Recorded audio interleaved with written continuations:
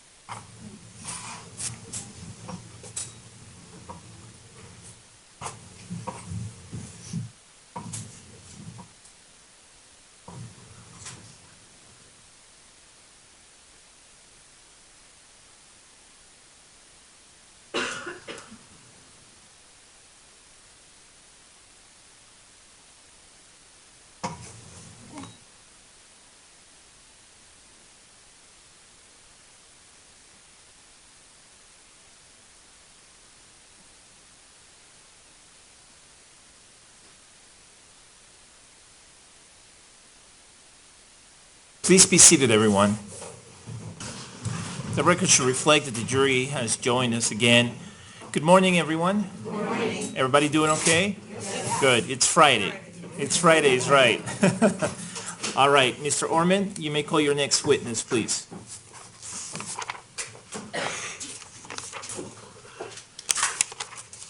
Or Ms. Pearson. Your Honor, the people call Caitlin Fonzie.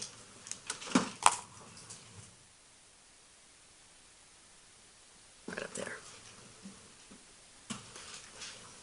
Good morning. Good morning. Can I have you raise your right hand for me so that I can administer an oath? Do you solemnly swear or affirm under penalty of law that the testimony you're about to give will be the truth, the whole truth, and nothing but the truth? Yes, I do. Please be seated. Could you please tell us your full name and spell your first and last names? Yes. My name is Caitlin Marie Fonzie. It's Kaitlyn. Last name is F as in Frank, Onzi. And how do you spell your middle name? Marie, Marie. Ms. Pearson, you may proceed. Good morning, Ms. Fonzie. Good morning. In July of 2012, where did you live? At the Paris Street Apartments at 1690 Paris Street. What apartment number did you live in? Number 6. When did you move into that apartment building? April 1st of 2012. Did that building cater to a particular population of people? Yes, the landlord represented it as a place for faculty, staff, and students of University of Colorado. Were you a student or a faculty or which, or both? I was both. At that time, what were you studying and what were you working at? I was studying biology as an undergraduate, and I was working for the Department of Immunology as a researcher. Were you living with someone else in your apartment? Yes, my then boyfriend, Christopher Rodriguez. Is he your fiancé now? Yes, he is. Was he also a student or a faculty at CU? He was an RN at the University of Colorado Hospital. Could you describe for us this apartment building? How big is it? How many units did it have? There are 3 floors with 4 units on each floor. So 12 units total. Which floor did you live on? I lived on the 2nd floor. Did it have a locked front door? Yes, it did. So how did people get in if they were coming to see you? They would have to ring a buzzer or call me on my cell phone, and I would have to go down and open the door manually. So on the first floor, do you know what apartment numbers were on the first floor? I can deduce that, yeah, it would be 1, 2, 3, 4. Okay. And then the next floor on the second, and the next floor on the third? Yes. You were on the second floor in apartment number 6. Yes. Do you know what apartment number was above you? Number 10. Your Honor, may I approach the witness? Yes. I'm going to hand you what have been marked as People's Exhibits 4867 and 4868.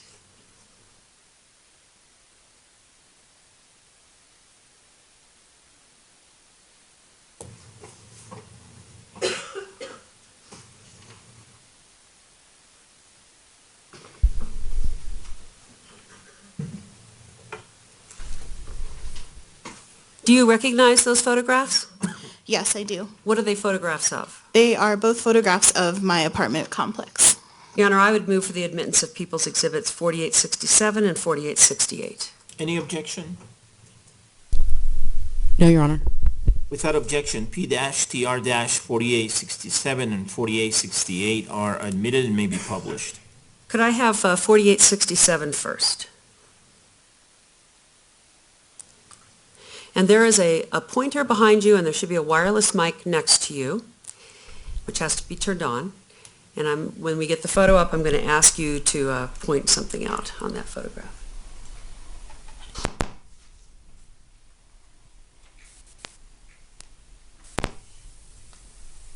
I guess we'll wait.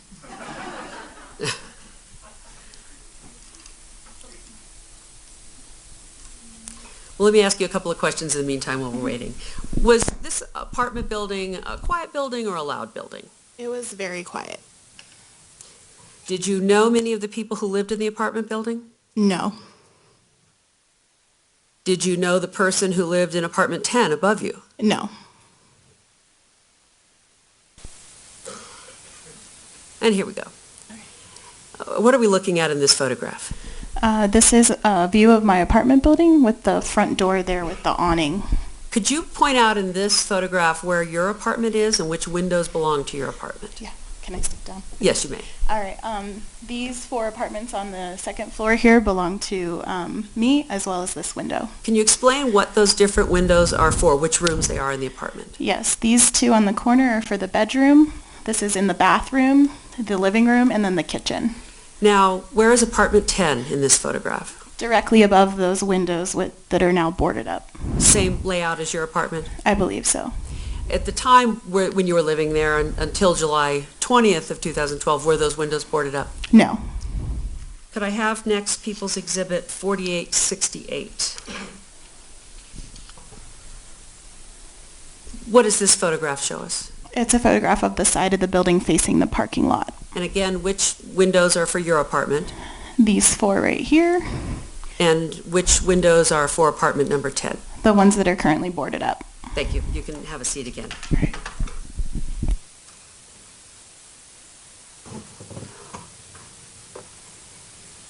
Now, you indicated that you had never met or didn't know the person who lived in the apartment above you. Is that right? That's correct.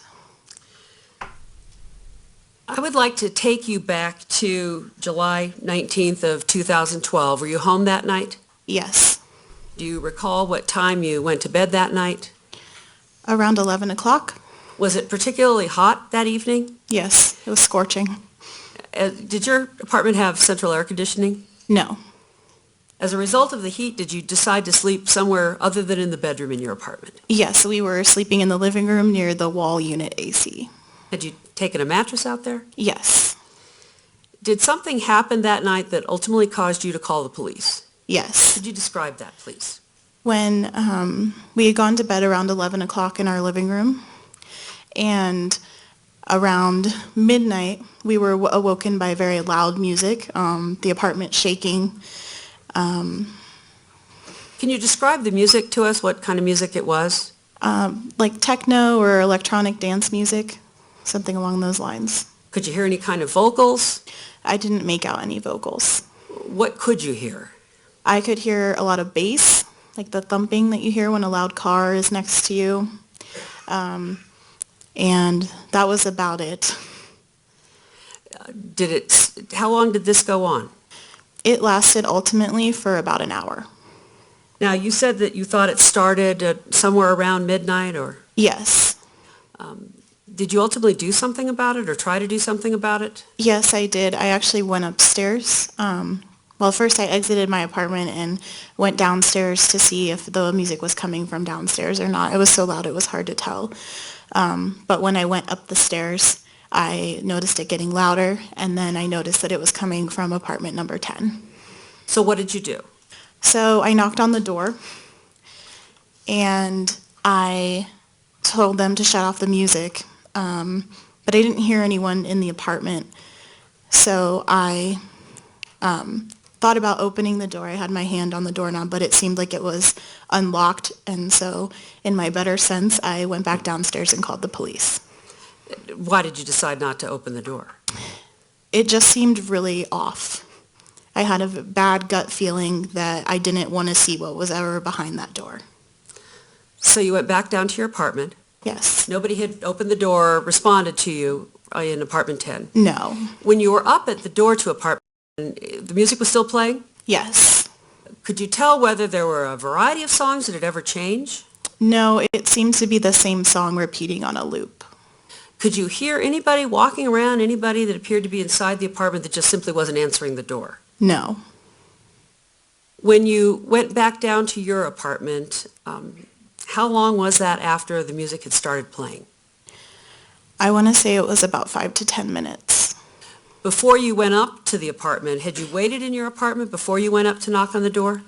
Briefly, Christopher Rodriguez, my boyfriend, told me not to go upstairs and to just call the... Sustained. Just tell what you decided to do, Sorry. or what you said. I decided to go upstairs first to see if I could deal with it by myself. And then when I came back downstairs with that weird gut feeling that I'd previously mentioned, I decided to call the police.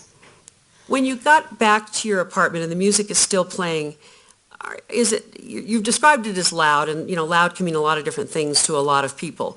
Could you talk to each other? Could you talk to Chris over that and hear yourself? We definitely had to raise our voices in order to hear one another. Did you have a television on at the time?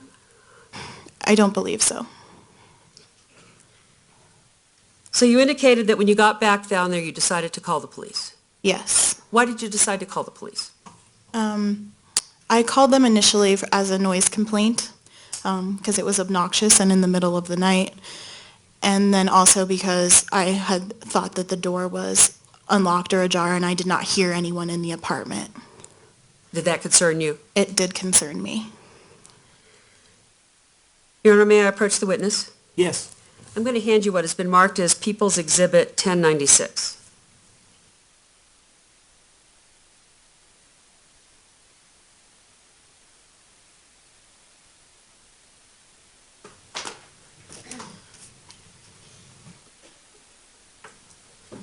Do you recognize what I've handed you? Yes, I do. What is it? It is a disc of the initial call, a disc recording of the initial call that I made to 911 on the night of the 19th, and I recognize it because I listened to it earlier today and initialed it with the date. Is it a complete recording of your 911 call? Yes, it is. Your Honor, I would move for the admission of People's Exhibit 1096. Is there any objection to P-TR-1096? No, there isn't, Your Honor. Without objection, it is admitted and may be published. Thank you.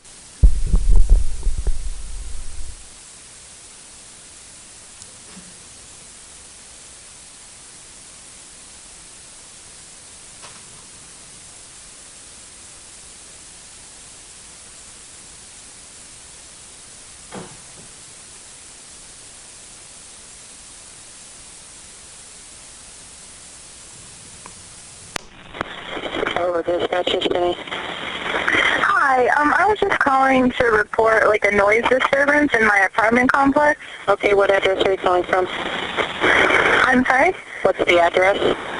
It's 1690 Paris Street. Okay, that's 1690 Paris Street. Is that North Paris Street, just north of Colfax? Yes. And what apartment is it coming from? It's coming from apartment 10. Okay, and what kind of noise is it?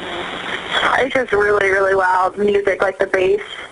I went on there and tried to knock on their door. Nobody would come to the door, so... What's the name of the apartment? I think it's just Paris Street Apartments. Okay. Did you want contact with the officers, or did you just want to call it in? Well, I don't know if officers are going to be able to get into the building.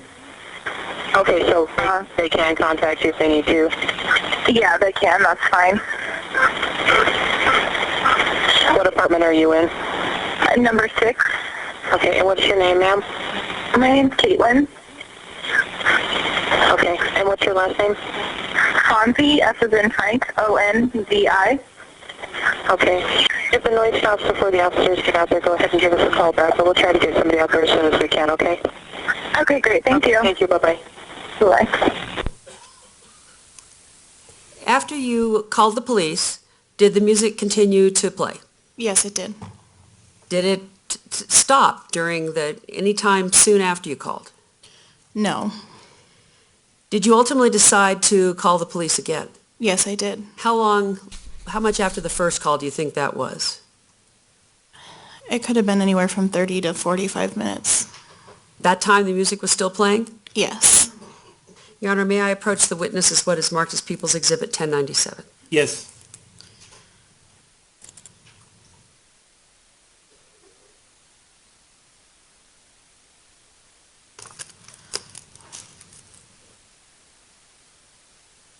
Do you recognize Exhibit 1097? Yes, I do. What is it? It is a recording of my 911 call, my second 911 call on that night. How do you recognize that disc? I listened to it earlier and initialed it and dated it. Your Honor, I would move for the admittance of People's Exhibit 1097. Any objection, Ms. Hayes? Yes, Your Honor, if I could approach. Yes.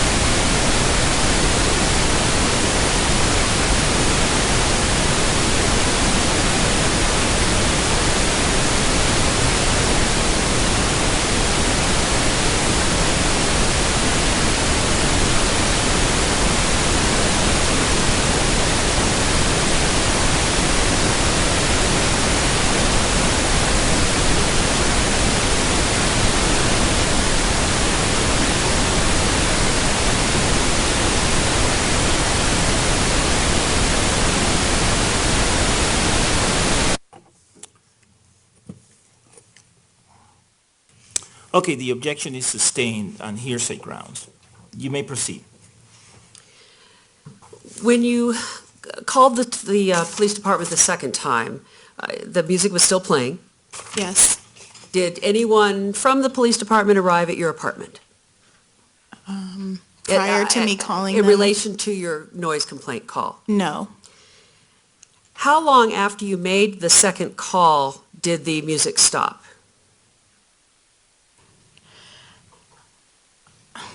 I don't remember.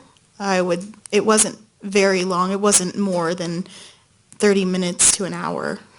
The total music or when it stopped, if it could be a little more clear? Oh, I'm sorry. It wasn't more than 30 minutes after I made the second call, but the music stopped.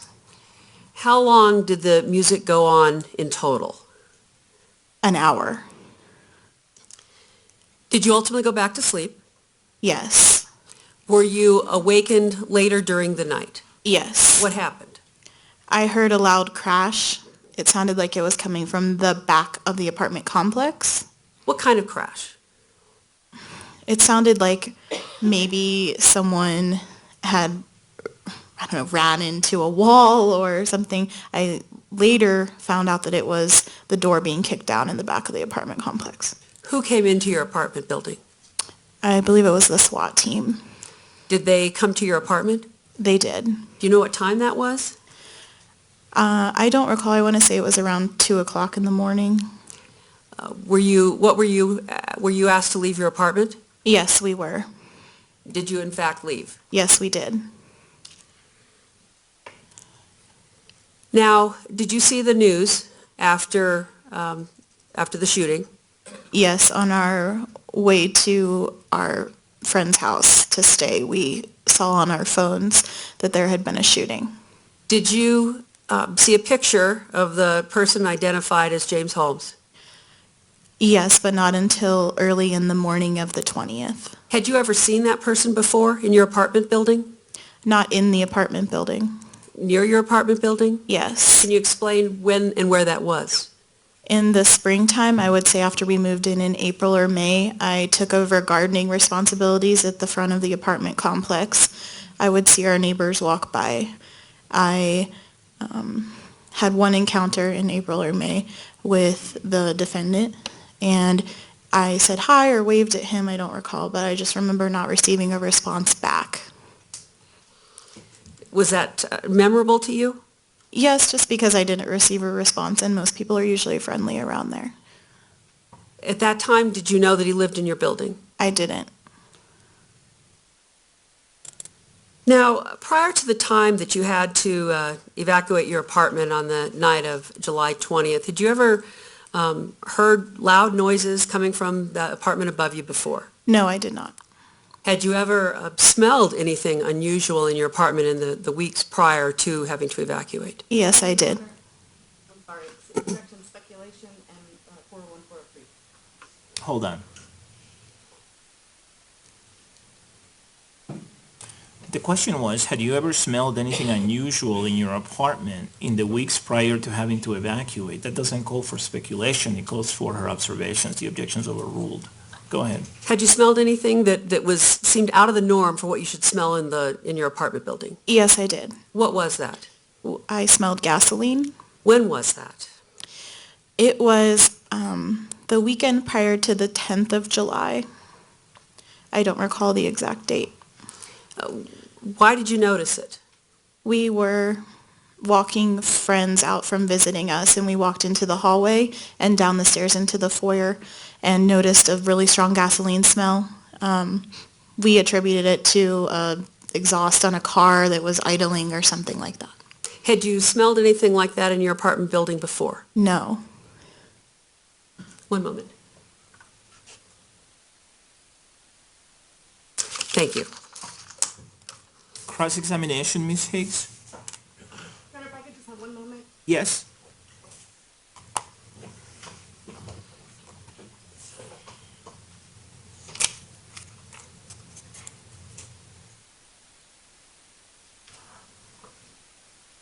Thank you, ma'am. I don't have any questions.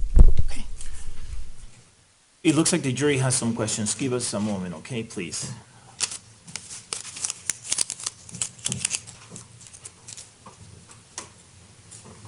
Thank you.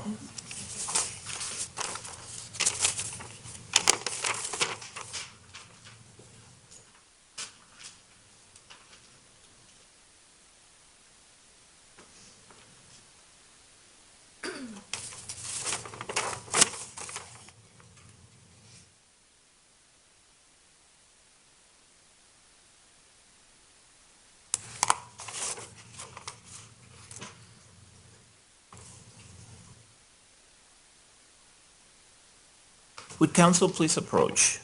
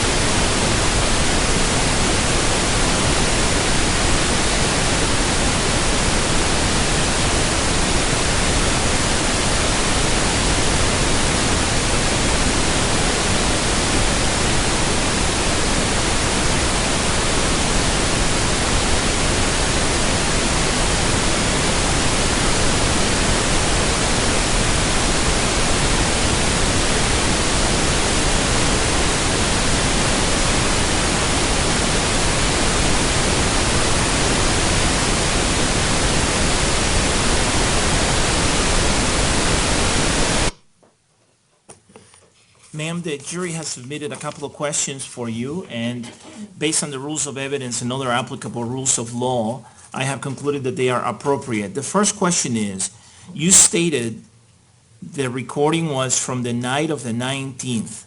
Was it before or after midnight? The recording was after midnight. The next question is, what time would you say the initial call was made? I would say it was made between 12:10 to 12:30.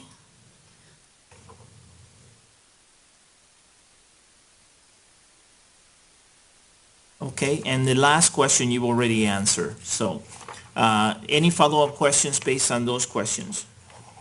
To clarify, if the call was somewhere between 12:10 and 12:30, is that on July 20th of 2012? Yes, early in the morning. Any follow-up questions, Ms. Higgs? No. All right. May this witness be released from her subpoena? He may. Any objection, Ms. Higgs? No objection. All right, thank you.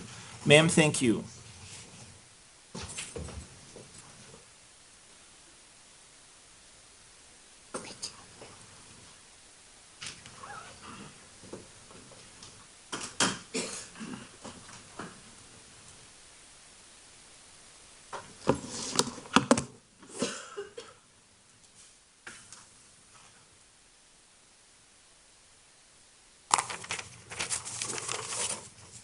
All right, you may call your next witness, Mr. Orman. Michael Holmes, Your Honor.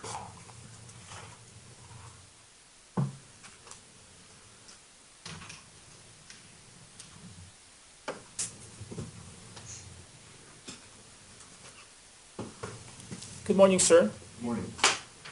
Could I have you raise your right hand for me so that I can administer an oath? Do you solemnly swear or affirm under penalty of law that the testimony you're about to give will be the truth, the whole truth, and nothing but the truth? I do. Please be seated.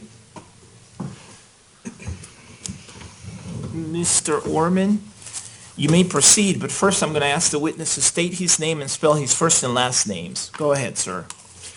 My name is Michael Holm, Holm. And can you spell your first name as well? Yes, Michael. All right, now you may proceed, Mr. Orman. Thank you. Who do you work for, sir? I work for the city of Aurora. What's your job? I'm a police sergeant. How long have you been with the Aurora Police Department? 20 years. How long have you been a sergeant?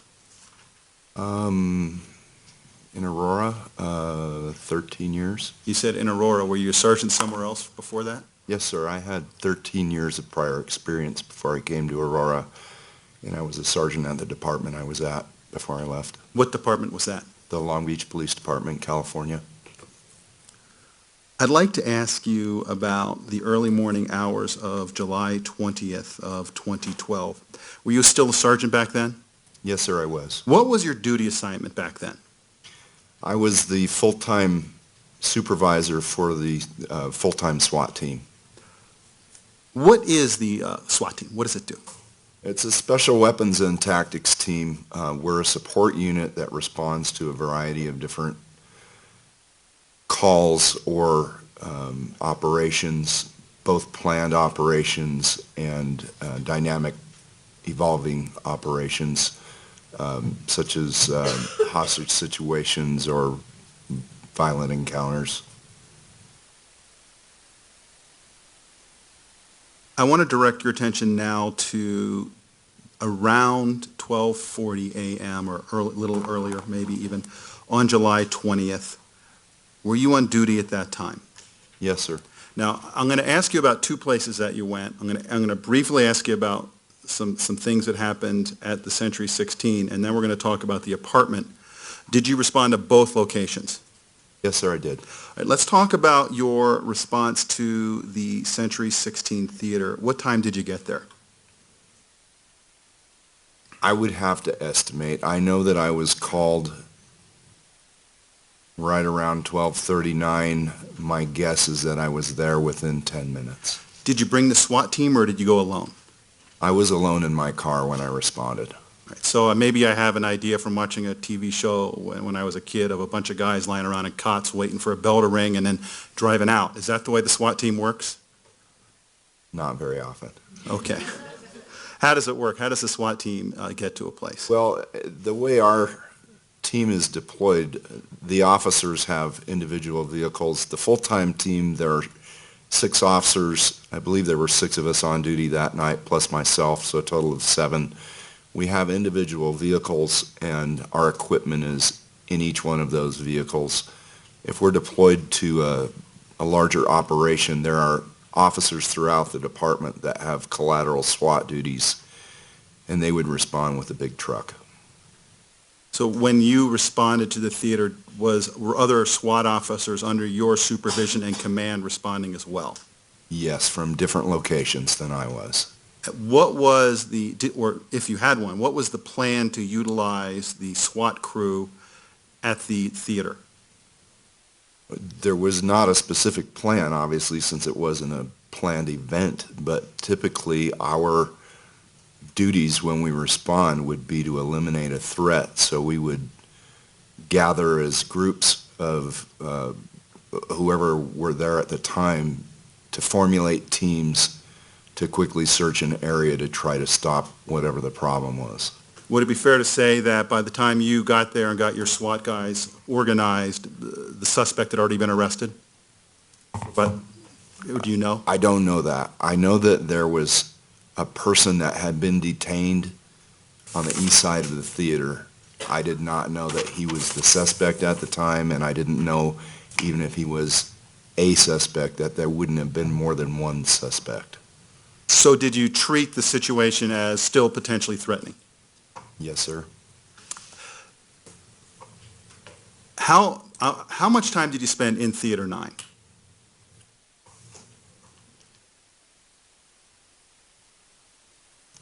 Maybe a minute.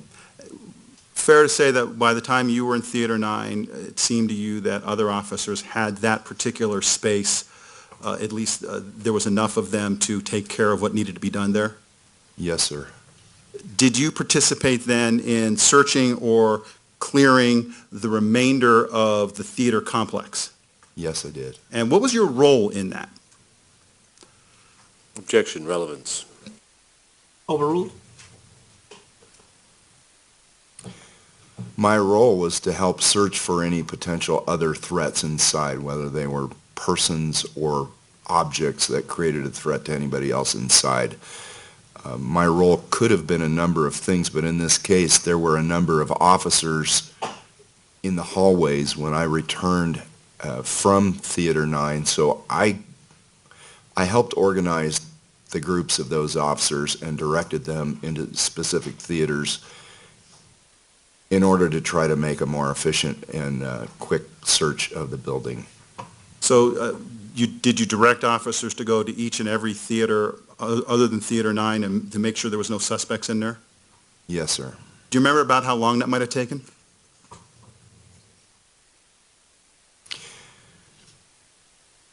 Maybe 15 minutes, maybe a little bit longer. Some of the theaters were cleared faster than others because I received information that some of the entries that we were making were secondary entries and not primary entries into certain theaters. What does that mean? What's a secondary entry? Some had been cleared before the teams of officers that I was with had arrived. So we looked a second time a little bit slower to make sure that we hadn't missed anything.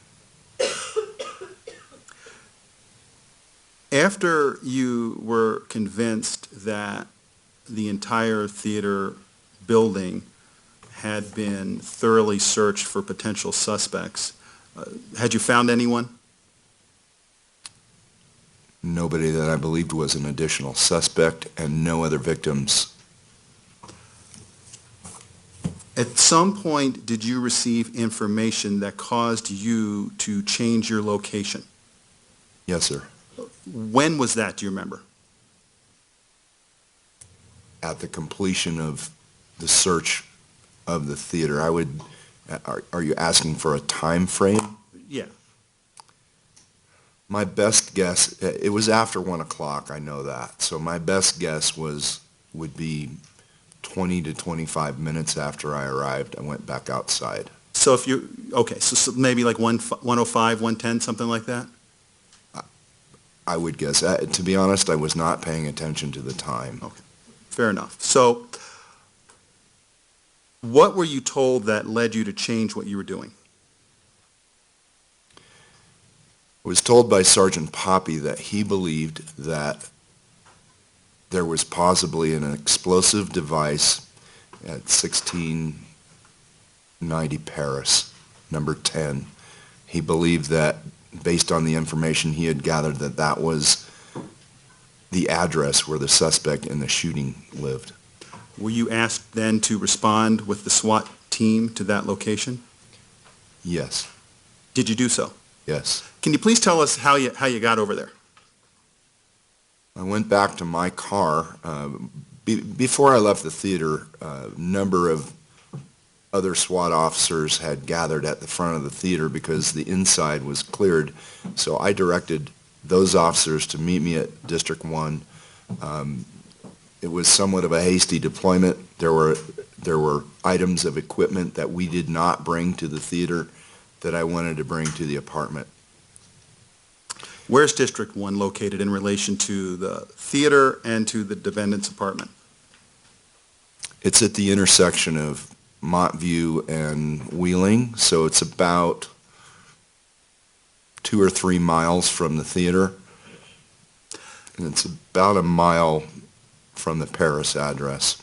In addition to having information that there may be a bomb in the apartment and knowing what had happened in the theater, did you see any items in or around Theater 9 that changed the way that you would have responded to the apartment?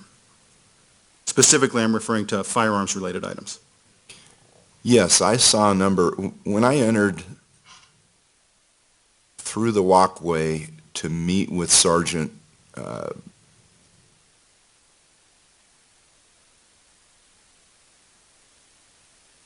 sorry, I'm at a loss for his name. Would that be Sergeant Butler? Yes. To meet with Sergeant Butler inside the theater, I saw a number of items on the floor as I was walking through the hallway. They appeared to resemble M4 AR-15 rifle magazines. I saw a number of empty shell casings, a whole lot of empty shell casings on the floor as I was walking into the theater where Sergeant Butler was standing. Let's talk about getting to the defendant's apartment. Would you say that you and your team got there as quickly as you could?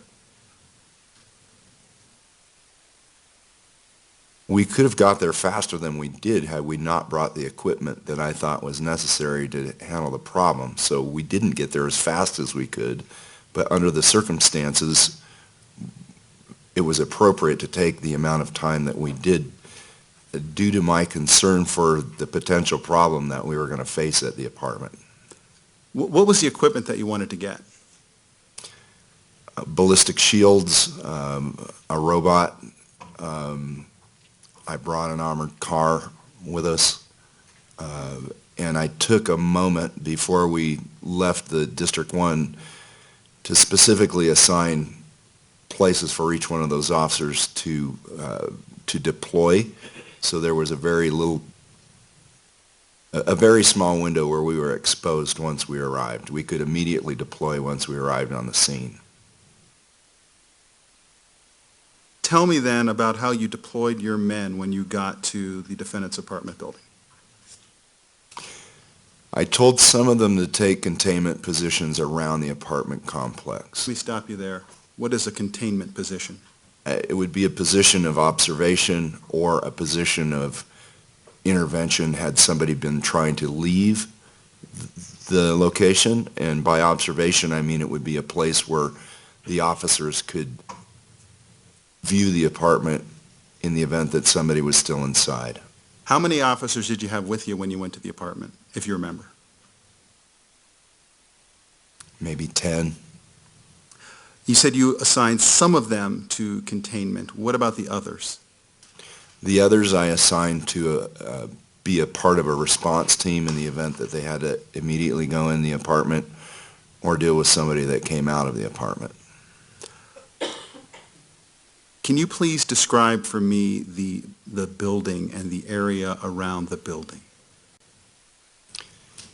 The building is a 3-story apartment complex, and the front door of the building faces the west on the Paris Street side.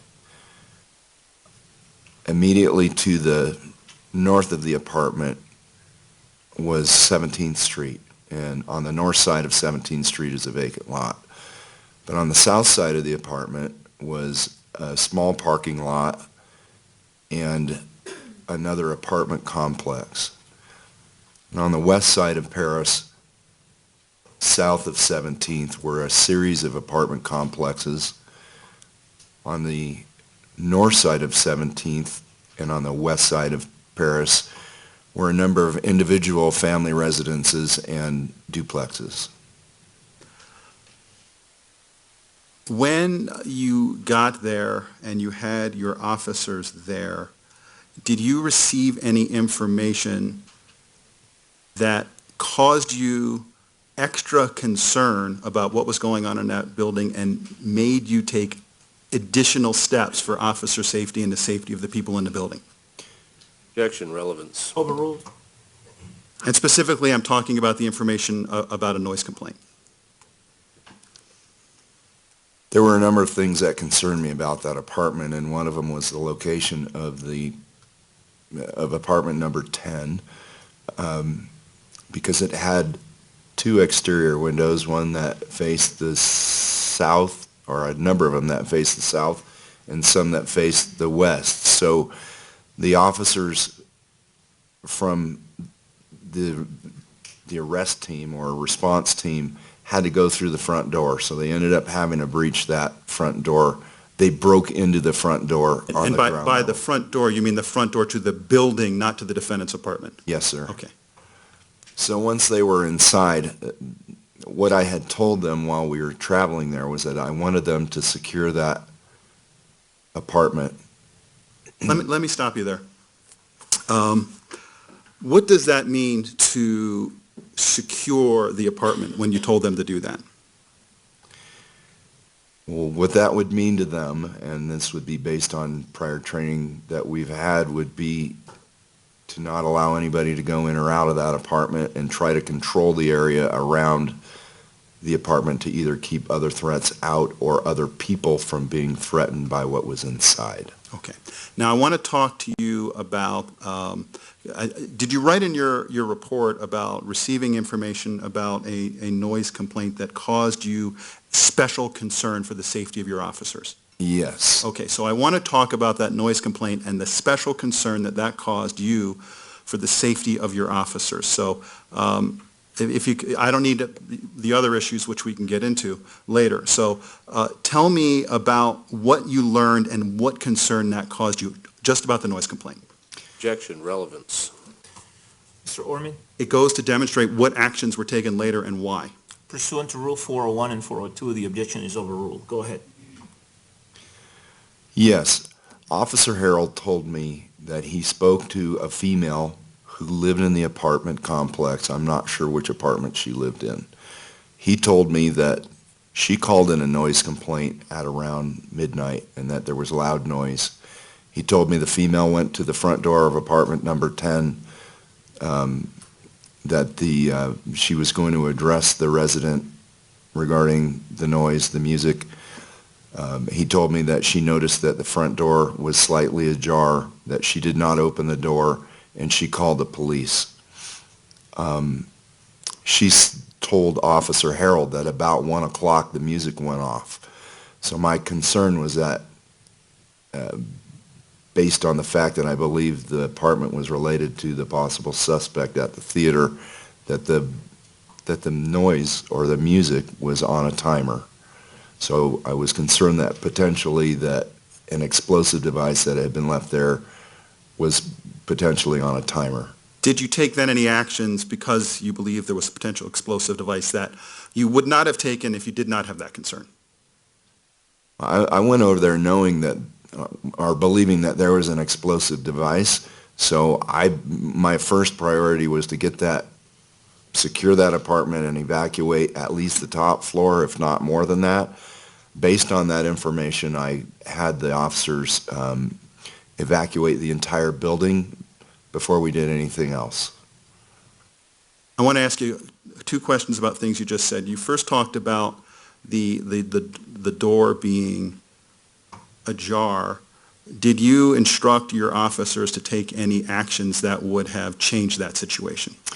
Well, when I told them to secure the apartment, the understanding would be that would be part of what I meant by secure. They would know if the door was open to close that door and do whatever they could to lock it. In this case, I believe it was Officer Woods that used a piece of cord to tie the door shut, so whoever may be inside would not be able to get out before we were able to address them. All right. Now, the other thing you indicated was issues relating to potential explosives. Is your team a bomb squad? No, sir. Is there a bomb squad that you can call? Yes. Now, what county was this in? It was in Adams County. Is there an Adams County bomb squad? Yes, sir. Did you call them? Yes. Did they respond? Yes. You also talked about evacuating the entire building. Did you instruct your officers to do that? Yes. What did you tell them to do? I told them to get everybody out of the building and bring them to the east side of the building into the alley. And then I took those, I had arrangements for transportation for those people to go back to the District 1 station. Did you observe how long it took to get that building evacuated? I wasn't paying attention to time. It didn't take a long time due to the nature of the concern. How long would you say it took for the bomb squad to get there?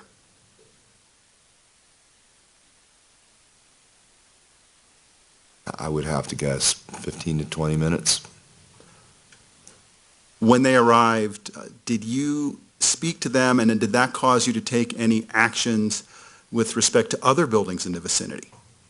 Yes, I spoke to Lieutenant Kelly. We discussed what my concerns were about the building, and he recommended that before we open the door to the apartment number 10, that we evacuate the neighboring building. So we evacuated the entire north side of the building on the south side of the parking lot, and some of the buildings on the west side of Paris.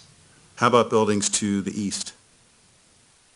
I believe it was an industrial or a commercial building to the east. It was not a residential building.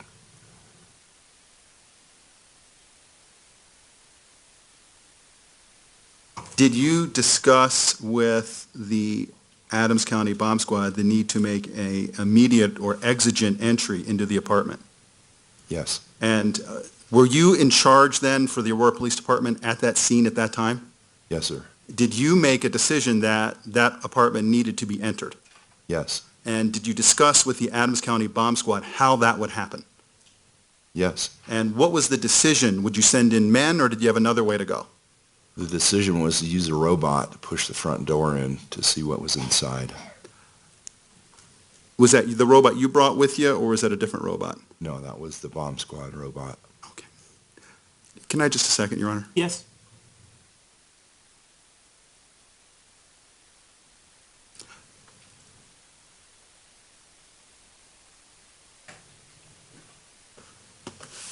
I have no further direct examination.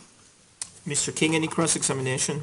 Very briefly, when you arrived at the theater and went into Theater 9, sir, you said that you observed what appeared to be M4-style AR-15 magazines as well as spent ammunition on the floor. Is that correct? Yes, sir. One of those magazines you noticed had a bullet sticking out of it in a perpendicular direction to the way that they normally are loaded into the magazine. Is that correct? Yes, it is. I have no further questions. Thank you. Mr. Orman, do you have any redirect? Very briefly, did that signify anything to you?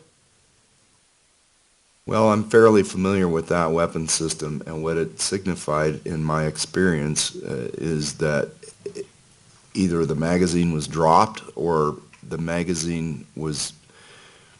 weapon was jammed with the magazine in there, and those are typically the causes for that bullet to turn in that direction. What do you mean? Explain to me how that could happen if it was dropped. The magazine is basically a box with a spring inside of it and a piece of metal on top of the spring, and as the bullets are fired, the spring pushes this ramp that has the bullets on top of it through the top of the magazine and into the chamber of a weapon. And so when the magazine hits the ground, frequently the weight of the bullets will depress the spring, and it will turn the bullet in an unusual direction when it hits the ground.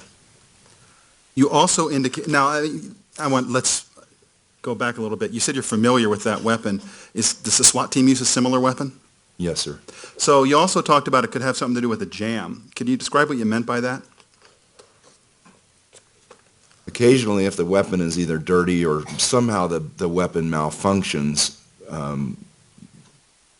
there are things that occur that would cause the round to not feed properly and into the chamber of the weapon. So when the magazine is pulled out, the top round in that magazine, frequently in that case, will turn in a perpendicular direction to how it's meant to be loaded. I have nothing further, Your Honor. Thank you. Any recross? No, thank you. It appears that the jury has questions, so give us a moment, please. Thank you.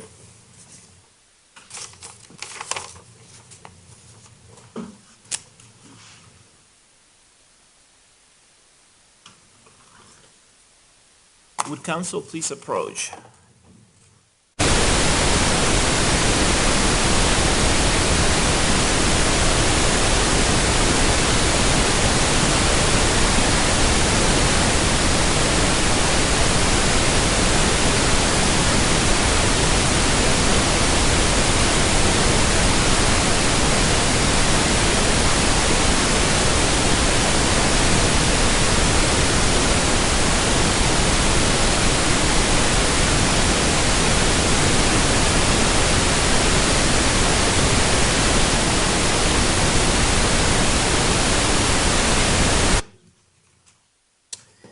Sir, the jury has submitted a couple of questions that, based on the rules of evidence and other applicable rules of law, I have concluded are appropriate. The first question is, approximately what time did you arrive at the apartment?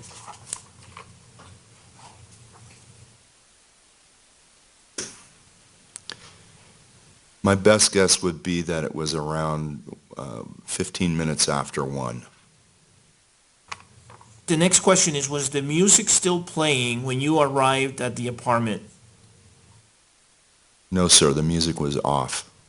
Mr. Orman, any follow-up questions? No, Your Honor. Mr. King, any follow-up questions? No, thank you. May this witness be released from his subpoena? Yes, Your Honor. Without objection. All right, thank you, sir. Call your next witness, please.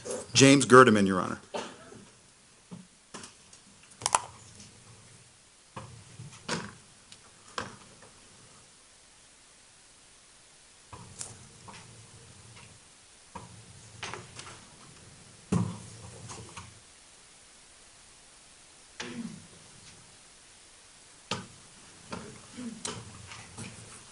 Morning.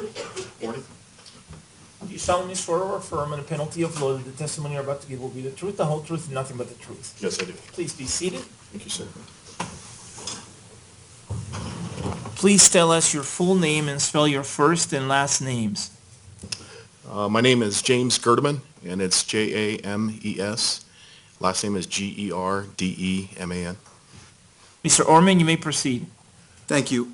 Sir, who do you work for? I work for the Adams County Sheriff's Department. What is your duty assignment there? Presently, I'm a sergeant in internal affairs How long have you been a sergeant? for approximately 7 years now. What was your duty assignment back on July 20th of 2012? I was basically the civil sergeant and part of the Adams County Bomb Squad. Are you still part of the bomb squad? Yes, I am. What is your role with the Adams County Bomb Squad? I am a supervisor and a bomb tech for the bomb squad. Were you asked to go to the defendant's apartment at 1690 Paris Street on July 20th, 2012?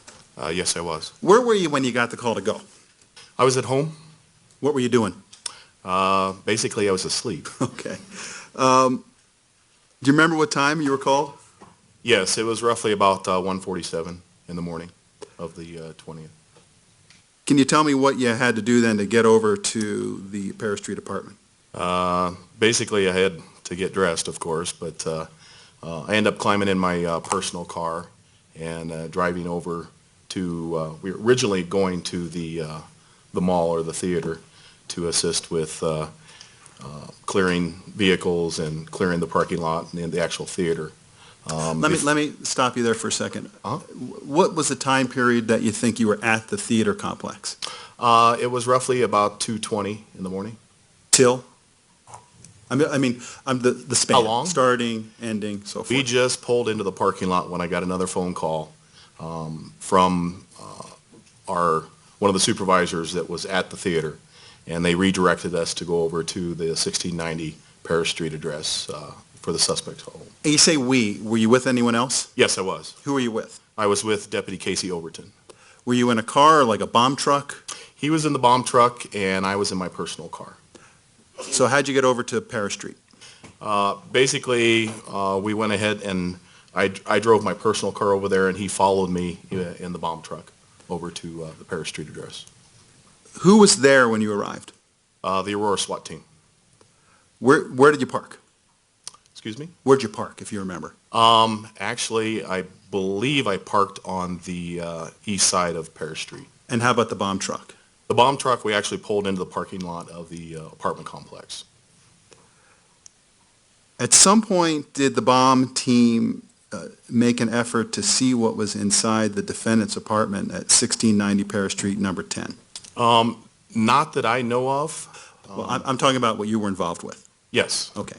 And did you use any type of device to do that? Yes, I did. What was that device? I used what is called an Andros F6 robot. It's a bomb tech robot. Why would you use a robot to do this instead of just having someone peek inside? When we arrived on scene, I contacted Sergeant Michael Holmes from the Aurora SWAT team. He stated that they had information that there was booby traps within the apartment, and they didn't know what other kind of devices would be inside. So we didn't put anybody in harm's way. We actually use a robot to send up to actually get pictures and video of what we're actually looking at inside, so we're not putting somebody in harm's way. Who operated the robot? I did. Do you have to have special training to do that? Yes, I do. How do you get then the robot from your bomb truck, I'm assuming that's what you carried in, is that right? Yes. Up to the apartment on the third floor? Normally, we would operate the robot via a fiber optics or wireless. For this purpose, the apartment complex had a very narrow hallway and it didn't have an elevator. So I went ahead and attached the control panel to the actual back of the robot, and I stood behind the robot and I drove it up the stairs till we reached the top floor where the apartment was. So were you actually then standing outside the apartment? No. What we did was we were on the east side of the end of the stairwell. There's two stairwells in that apartment complex. There's one on the west side and the one on the east side. The actual apartment in question, number 10, was on the west side. So we used the east stairwell to drive the robot up while the SWAT team covered us to get us up to the top level. And then what happened with the robot once you got it up to the top level? Once we got it up to the top level, I went ahead and hooked up the fiber optics, which is basically a very small, thin cable that runs back to our bomb truck and allows me to operate the robot from within the bomb truck. So I'm not within the building. Now, after then you got that robot up to the third floor, did you drive it over to the defendant's apartment? Yes, we did. Now, did you do that after you got back to your truck or while you were still up there? After we got back to the truck. All right, so tell me then about what you did when you got back to the truck. Once we got back to the truck, we went ahead and got everything set up as far as setting up a recording device attached to the actual console of what we run the robot on so we could record video of what we're doing. Once we got everything situated, I contacted our commander, who was Lieutenant Kelly, Roger Kelly at the time, told him we were ready and in position.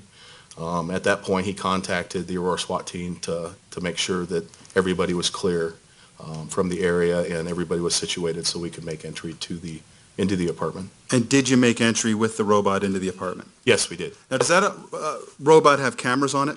Yes, it does. How many? It has 4 cameras. It has what we call a drive camera, which is on the lower portion of the robot. It's actually between the tracks. We call it a drive camera because it allows us to see where we're going. Then there's a mass camera. It's a camera that's on a square rod that allows it to expand up, usually to anywhere between 5 and 6 feet. It also has an arm camera, which is a camera that's attached to the control arm that we use to maneuver. And then there's what we call a weapons camera. So there's 4 cameras total. How do you use the robot to get into an apartment? Can you tell us what that procedure is? Depending on what the door is, depending on the obstacles that we have, we believe that this particular door was locked. So we had to use the robot, what we call it's basically a 12-gauge shotgun that's attached to the robot. We used the 12-gauge shotgun, the pan disruptor, to fire around into the locking mechanism to open up the door, basically. And what it does is it causes the locking mechanism to break apart so we can use the arm of the robot to actually reach up, grab the handle, turn the handle, and push the door open. Did you do that? Yes, we did. Now, you talked about this robot having cameras. Obviously, were you able to see what was going on from your bomb truck? Yes, we could. Does the system you have the capability of making recordings of what you're watching? Yes, it does. And did it? Yes, we did. Your Honor, may I approach the witness with what I've marked for identification as People's Exhibit 399? Yes.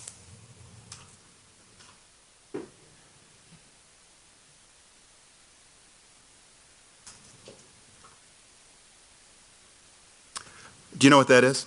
Yes, it's a video that I viewed on November 10th, 2014. Does that accurately show what you saw from the robot as it went into the apartment and what it saw inside? Yes, it is. Your Honor, move to admit 399.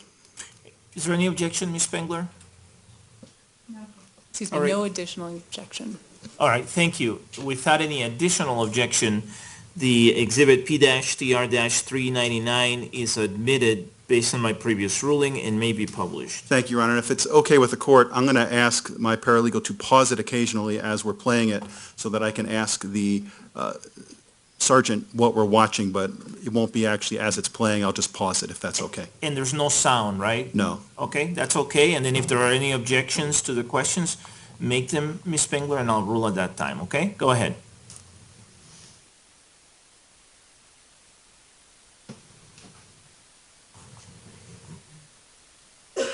How long is the video, Mr. Orman? It's 15 minutes, Your Honor. Okay, thank you.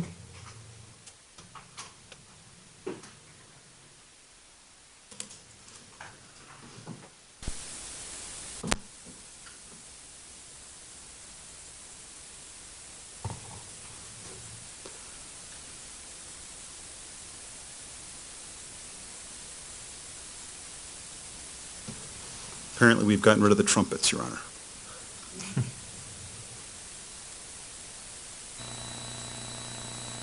Actually, apparently it does have sound. I didn't remember that, Your Honor. If we could turn the sound off, please. I'll get a version to the court with that taken out. All right, let me stop you for a second here. What just happened? Basically, we use the pan disruptor to shoot around into the locking mechanism, which is the bolt lock up top, and we're now using the arm and the gripper to open up the door. The gripper. What's the gripper? It's basically a claw that opens and closes, allows us to pick up things. It's a form of a hand, I guess is the best way to explain. All right, please continue with the video.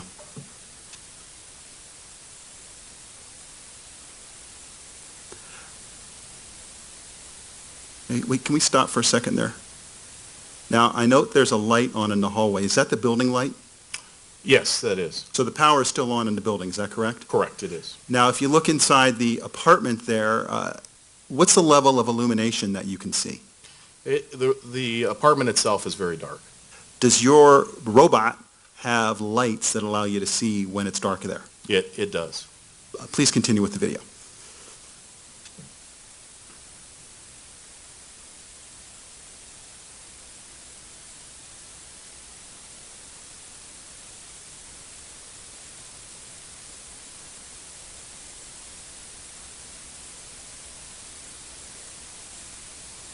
Now, if we could stop for a second there, please.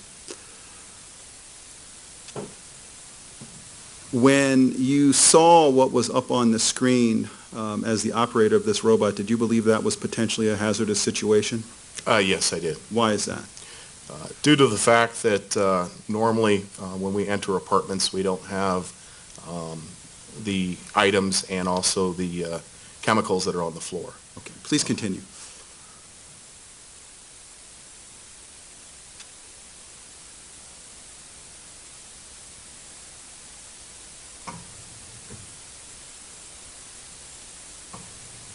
Now that camera's zooming in. Can we stop for a sec? The camera's panning and zooming. Who's doing that? That would be me. I am doing that. Okay, please continue.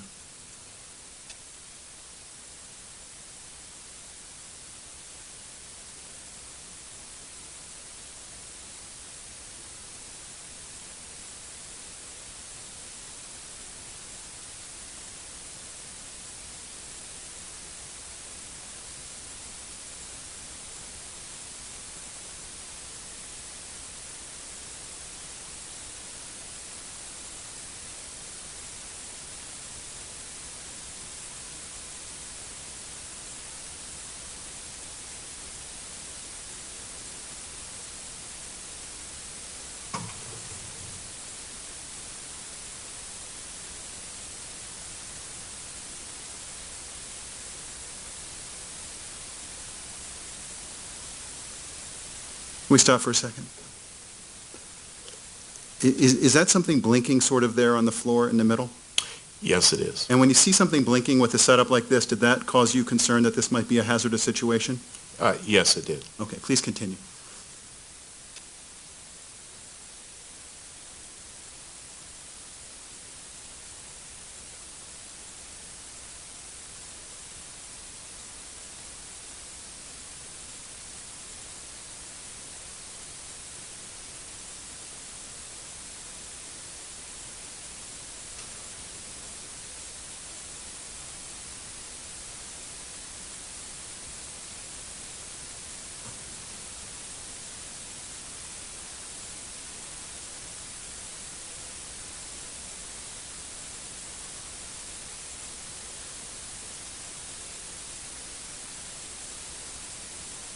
Can we pause that for a second, please?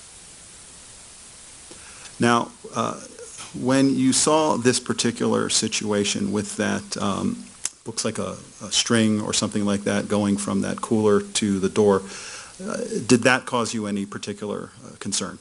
Yes. At that point, we believed that that was the booby trap and that was a tripwire. Now, we can see that illuminated with the light from the robot. Do you think you would have been able to see that in the state that the apartment was in when it was being entered? No. If the apartment was dark, no, I would not be able to see it. It was like a fishing line. It was a very thin material. Please continue.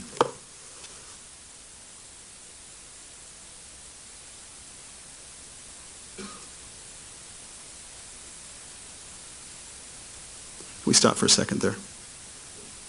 Now, on the left is a sort of a spherical object with a wire or something running into it, and then a thing that looks like a fuse coming out of it. When you saw that, did that concern you as something that could be hazardous?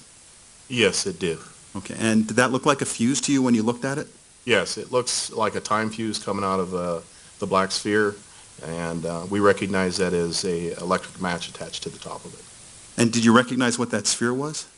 At first, we believed it was some type of plastic container.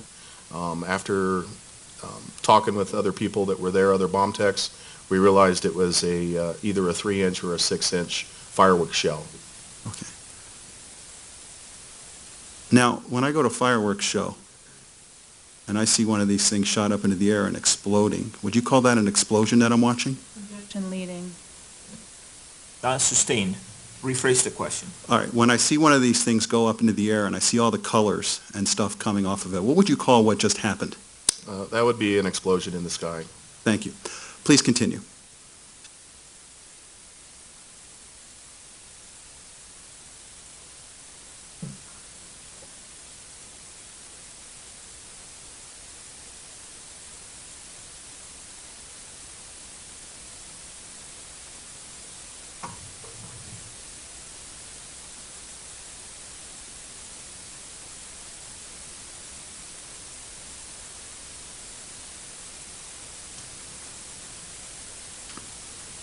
Can we stop for a second, please?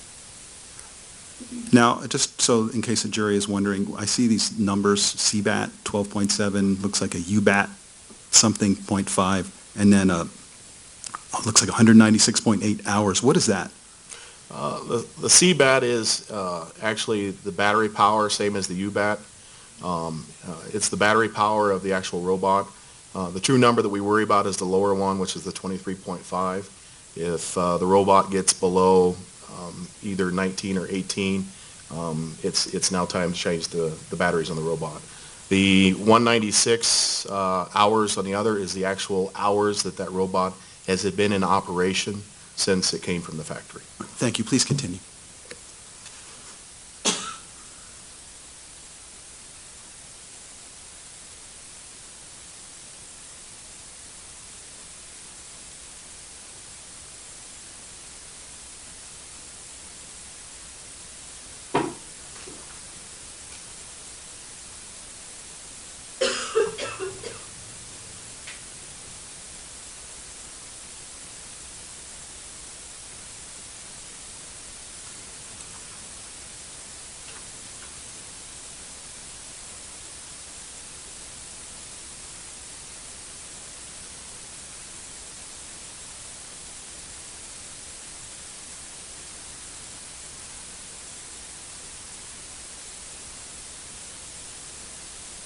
Can we stop for a second? What just happened?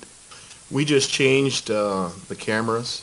The original picture that you saw was on the mass camera, and we just switched cameras to the arm camera to get a better view, because the arm is actually anywhere between 2 and 3 feet further into the room past the mass camera, so we switched cameras to get a better view of things. Please continue.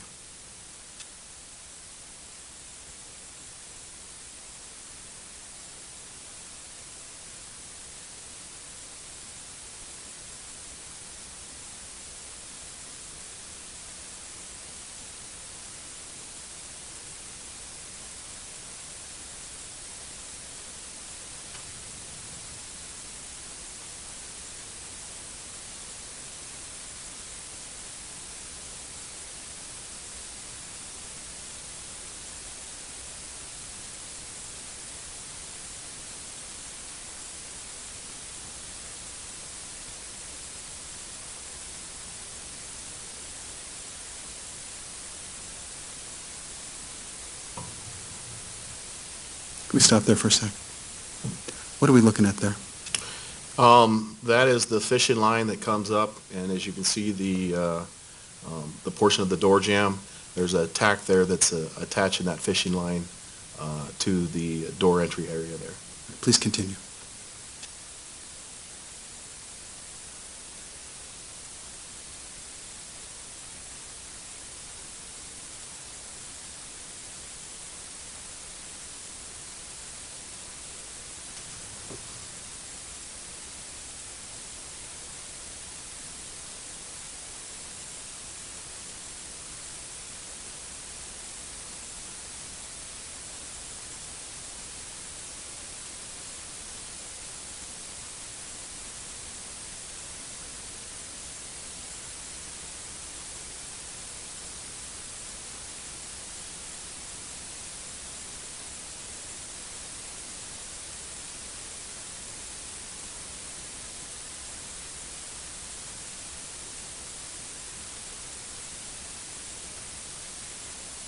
Let me stop you for a second there. Please hold it.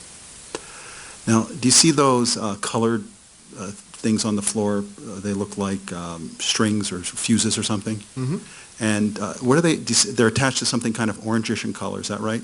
That is correct. And where did those end up? I mean, we can see that they're attached to something on the floor there, but where's the other end of that? The darker color is time fuse, and then when you go to the black area, the black plastic and the yellow wires, they go up to a pyrotechnics box that's in the kitchen. Well, I understand that you learned that later, but I'm talking about when you're looking at this right here, what could you see? Basically, we see a lot of fireworks spheres with a lot of time fuse and a lot of electric matches that go into the kitchen. And could you see what was in the kitchen from the viewpoint of this robot? No, I could not. And if you had moved the robot over to the kitchen, what would have that done to the booby trap device? It would have activated. Okay, thank you. Please continue.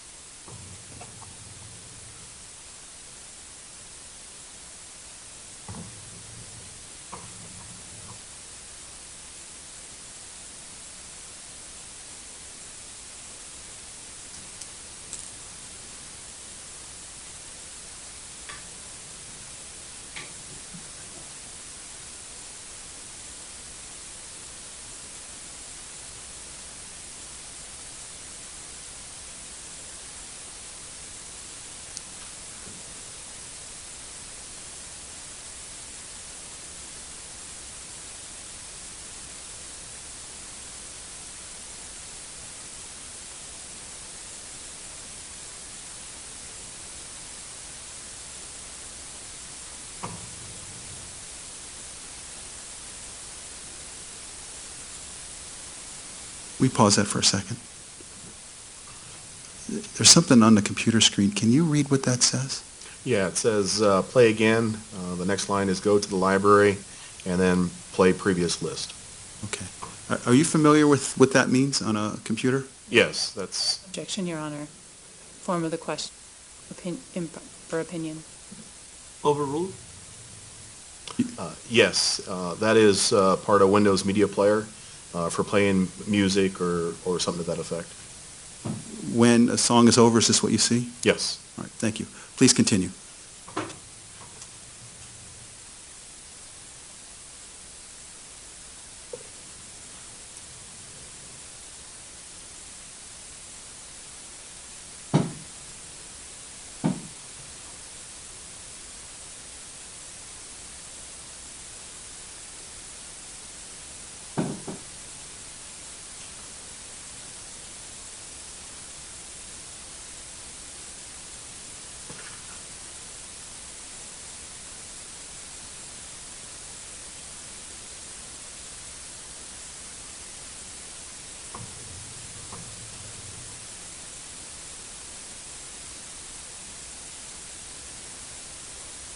What did we just see happen there? Point, let me pause this. We're switching cameras again, trying to get better view of items. We'll do that quite often because of the way that the robot is. We'll switch cameras to see if we can get a better view of what we're actually going to be looking at. All right, thank you. Please continue.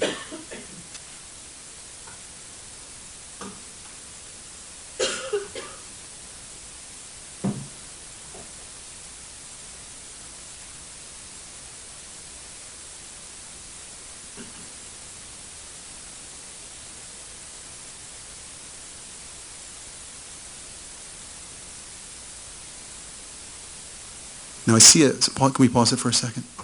There's like different shadows or lighting going on there. What's that? Different shadows and lighting, I don't quite If you understand. could, we'll play it again, but you see how like above the thermos, there's a different light, and you might Right. see the shadow moving on projected from the couch. Do you know why that would be? That is the light coming from the actual robot Okay. itself. Thank you. Please continue.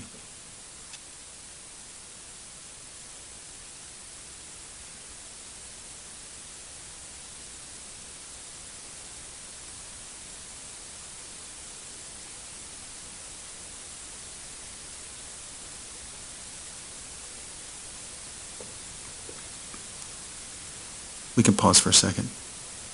Now, it appears to me that the arm with that gripping thing is moving. What are you doing there? We are basically trying to get a better view with the arm camera around the corner, more towards the west wall of the apartment. So what I'm doing is I'm maneuvering the arm over, trying not to touch the tripwire.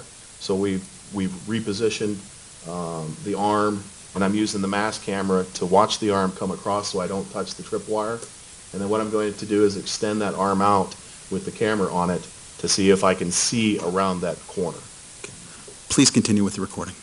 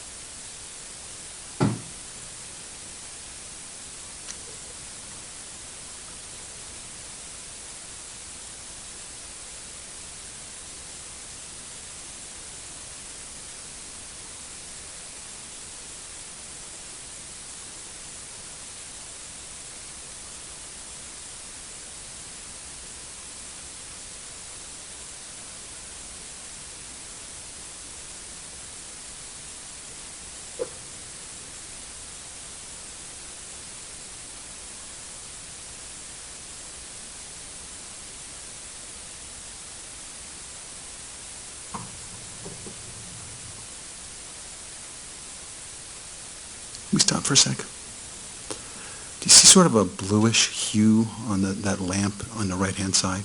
Yes. Was that something caused by your robot, or was that something in the apartment? No, that's the actual apartment. That's the lamp that's doing it. Please continue. That's the lamp that is doing that. I'm sorry.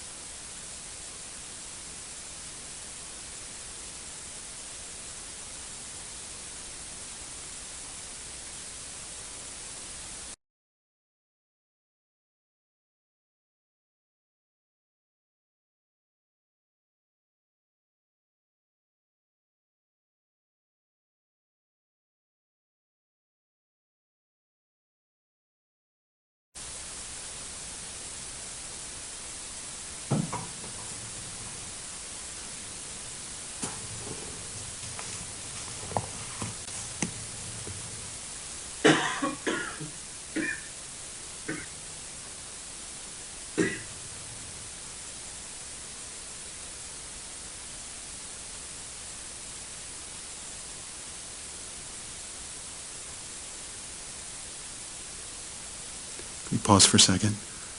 Now, it appears that you just sort of focused in on a pair of sunglasses. What are you looking for there? What are you trying to see? What we're doing is we're trying to search the entire apartment to see what kind of devices we have, what other dangers we have within the apartment, and then any other informational gathering that we can do with the robot without actually having to move it. All right, please continue.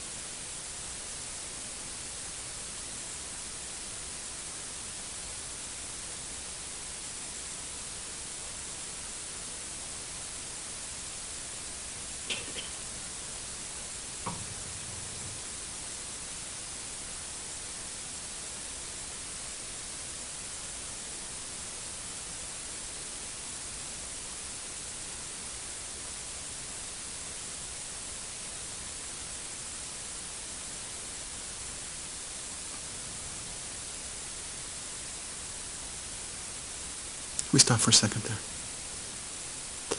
Do you see on the kitchen table a roll of sort of bluish tape? Mm-hmm.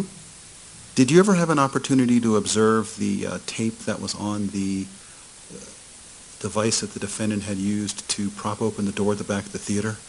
No, I did not. Okay, please continue.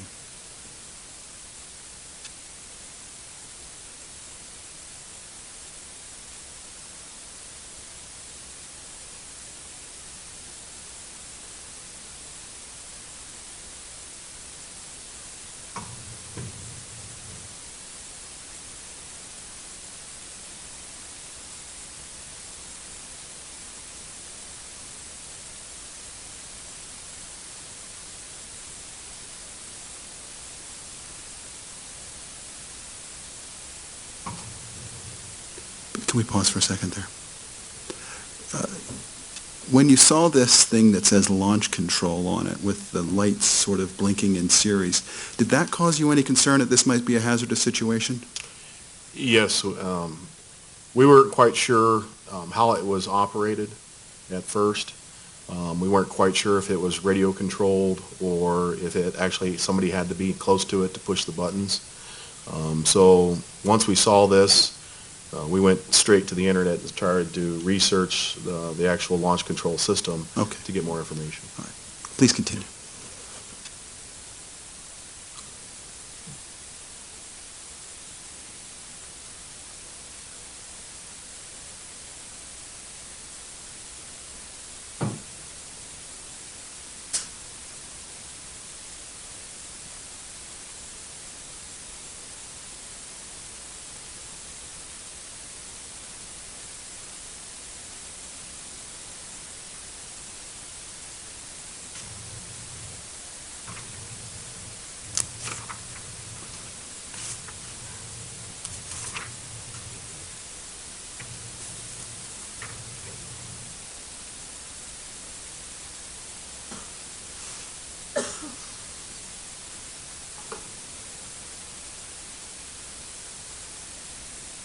Pause for a second there, please. When you see this thing sort of in the middle, it's got those kind of coils on top of it. Yes. When you were looking through the camera as a bomb technician assessing this scene, did you know what that was? No, we did not. Okay. But did that cause you concern? Yes, it did. Does it usually cause you concern when you don't know what it is? Yes. All right, please continue.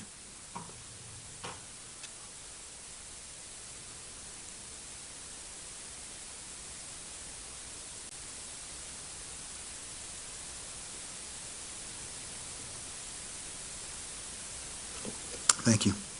That is the end of the video, Your Honor. All right.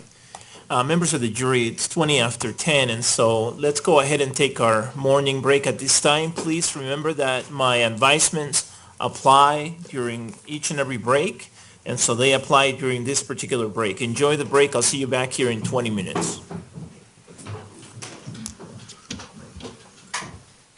It should reflect that the jury has exited the courtroom now. Everyone, please be seated. Just briefly, to supplement my ruling on Exhibit 1097, the People's Exhibit 1097, so P-TR-1097, I sustained the objection because I agreed with Ms. Higgs that this is hearsay under 801C. It fits the definition of hearsay under 801C, and therefore it is inadmissible under 802. The people did not present any authority that would make it admissible as hearsay. It's a statement made outside the courtroom, so it's an out-of-court statement offered for the truth of the matter asserted. Ms. Pearson, if you want to mark it, I think we're up to number 12 now? 13, sorry. Court Trial Exhibit 13, C-TR 13. Is there anything else at this time before we take a break? Your Honor, the court may recall that the close of business yesterday. Here, why don't you go to the... That's all right. Thank you, Your Honor. At the close of business yesterday, I had referenced the court to an order that I didn't have before me or identified. Since that time, I've identified the order as D14. I provided that notice and a hard copy to the defense, and I have a hard copy for the court if it would like it. I can find it. I did notice, based on the date that you provided yesterday, that it was ordered D14. By the way, sir, you can go on break if you like. I forgot about you. Thank you. I did figure out yesterday that it was ordered D14, and I found another order that's related, that's D14A, that was issued 6 weeks later or so. By Judge Sylvester, and that was related to a group of CU documents as well, so another subpoena that was served. Are you making the request with respect to order D14 or D14A or both? Certainly D14. If the court would permit me over this break, I'll take a look at D14A and make sure if that is or is not part of this request to the court. Okay. And does the defense have any objection to the request to have the court conduct an in-camera review? We maintain all of our previous objections that have already been articulated. Okay. And Mr. Brockler, you're asking me to conduct a similar review to what I conducted not too long ago I think it was a couple of months ago with respect to a different set of documents that you subpoenaed from the University of Colorado, right? Yes, sir. Okay. All right. Thank you. Anything else? No, sir. No? Okay. The court will be in recess. I'll see you after the break. Thank you.